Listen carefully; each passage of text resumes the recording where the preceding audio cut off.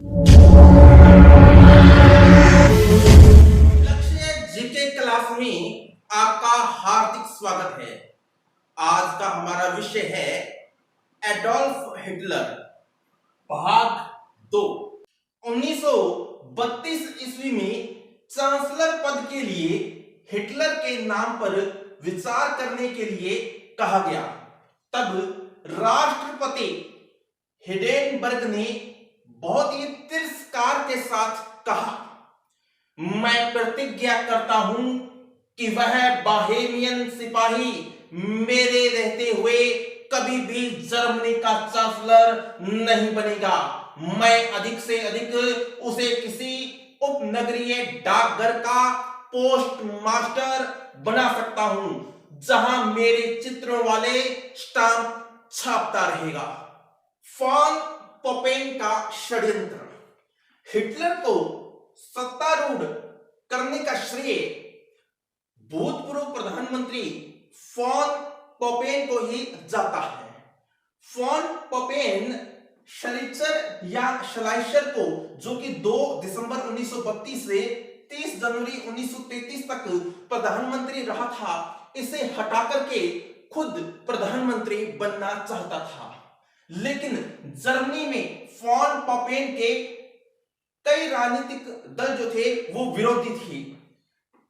तब हिडेनबर्ग को साम्यवाद का डर दिखा करके फॉन पोपेन स्वयं 30 जनवरी 1933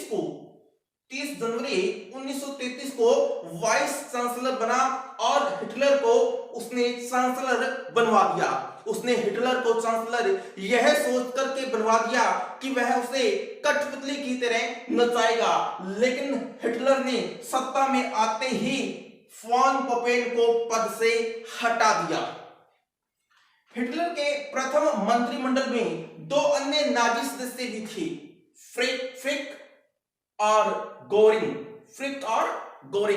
गोरिंग ने एक बार कहा था, एक बार सत्ता हमारे पास आ गई तो इसे हम कभी नहीं छोड़ेंगे, जब तक कि हमारे शवों को कार्यालय से बाहर नहीं ले जाया जाएगा।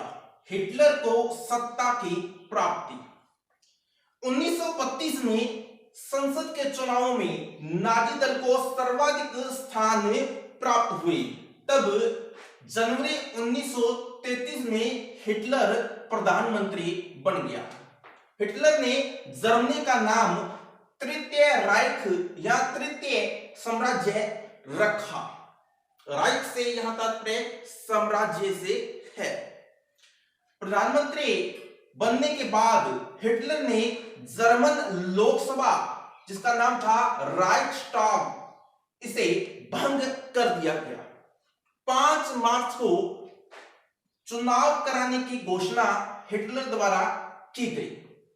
चुनाव से पूर्व हिटलर ने साम्यवादी दल को छिन्न भिन्न करने की योजना बनाई और इसी योजना के तहत 24 फरवरी को बर्लिन में साम्यवादियों के कार्यालय पर छापा मारा गया और उन्हें विद्रोह के आरोप लगाए गए, जिसमें जर्मन शासन को अपने अधिकार में करने की साजिश के प्रमाणों को भी दिखाया गया। 27 फरवरी की रात्रि को लोकसभा भवन में आग लग गई। ये आग का कुछ भी पता नहीं लगा कि इसे किसने लगाई थी। इस आग को लगाने के आरोप में मेरिनस वांडर ल्यूब नामक एक अर्धविक्षिप्त व्यक्ति को गिरफ्तार कर लिया गया और इस आग के घटनाक्रम का पूरा आरोप साम्यवादियों पर मढ़ दिया गया। साम्यवादियों का दमन करते हुए उन्हें हिटलर द्वारा कंसंट्रेशन कैंपों में भेजा जाने लगा। कंसंट्रेशन कैंप होते थे जहां बिजली की तार से वह पर्टिकुलर या वह जगह को घेरा होता था और बिना कानूनी प्रक्रिया के किसी भी व्यक्ति को वहां कैद रखा जा सकता था। इसी प्रक्रिया के तहत बुल्गारिया के साम्यवादी नेता जॉर्जी दिमित्रोव जो कि जर्मनी की यात्रा पर आए हुए थे, इन्हें भी कंसंट्रेशन कैंप में बंदी बना लिया गया।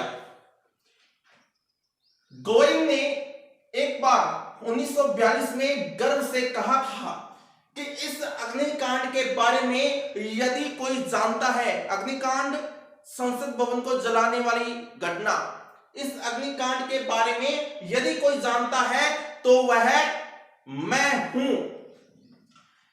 एलन बुल का भी इसके संदर्भ में मत है कि अग्निकांड योजना गोरिंग ने ही बनाई थी और वांडरल्यूब ने इसमें सहायक की भूमिका निभाई थी। मार्च 1933 में नाजी चुनावों में विजयी होते हैं और उन्होंने साम्यवादी पार्टी के सदस्यों को अयोग्य घोषित कर दिया। 21 मार्च 1933 को पोस्टडैम के अंदर गैरिसन चर्च में औपचारिक समारोह हुआ जहां नई संसद का उद्घाटन किया गया। यह स्थान फ्रेडरिक महान की कब्र के रूप में जाना जाता है, जहां प्रशा की सैनिक परंपरा का समाधि स्थल बना हुआ है। 23 मार्च 1933 को ओपेरा हाउस में संसद का अधिवेशन हुआ, क्योंकि जो इससे पहले संसद भवन था वो एक घटनाक्रम के अंदर जल चुका था। 14 जुलाई 1934 को national socialist German works party या नाजी दल ने सभी राजनीतिक दलों को अवैध घोषित कर दिया।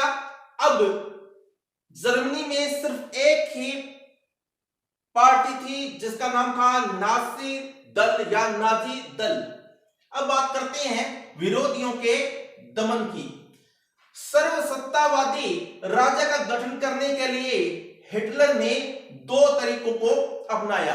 पहला तरीका था प्रचार तंत्र, अर्थात नाजी सरकार को किसी भी प्रकार से लोकप्रिय बनाया जाए, और दूसरा था नाजियों के विरोधियों की समाप्ति। तो पहले तरीकों को अपनाने के लिए इसका कार्यभार जोसेफ गोइबल्स को सौंपा गया, जबकि दूसरे तरीके को अपनाने के लिए इसका कार्यभार हरमन गोरिंग को सौंपा गया था। जोसेफ गोइबल्स ने एक बार कहा था, किसी भी झूठ को इतना दोहराओ कि वह सच लगने लग जाए। किसी भी झूठ को इतना दोहराओ कि वह सच लगने लग जाए। नाजी पार्टी ने सत्ता में आने के बाद में नारा दिया, स्वामी भक्त बनो या गोली खाने के लिए तैयार हो जाओ। स्वामी भक्त रहो या गोली खाने को तैयार हो जाओ। नाजी दल की 2 सेनाएं थी।